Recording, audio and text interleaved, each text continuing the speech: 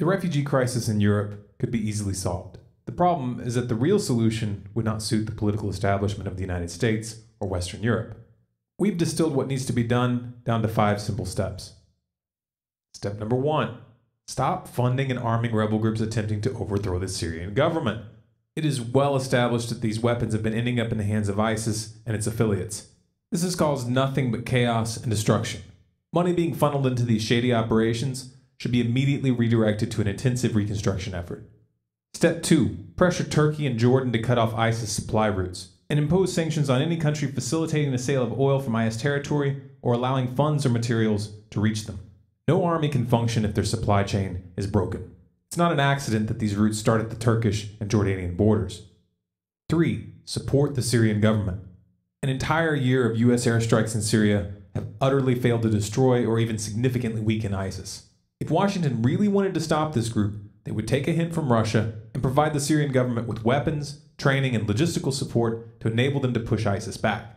This means Washington and its allies would have to officially abandon all plans for forced regime change. They might not like Assad, but the majority of the citizens of Syria support him. In fact, he has more support within his country than Obama or the US Congress have in America. And at various intervals, he's had more support than Congress and Obama combined. Furthermore, any government installed after a US-backed regime change will be viewed as a puppet government and will therefore lack the legitimacy needed to stabilize the region.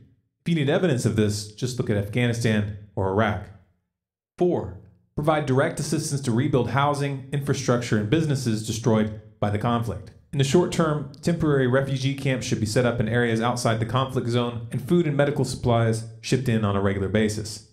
Yes, this will cost money, but so has the 5-year regime change push that created the problem in the first place.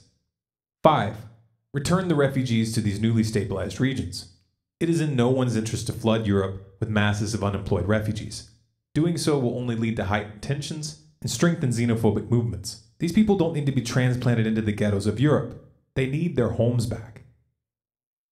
This video is Creative Commons. You have permission to download and distribute any and all of our content through any venue, commercial or non-commercial.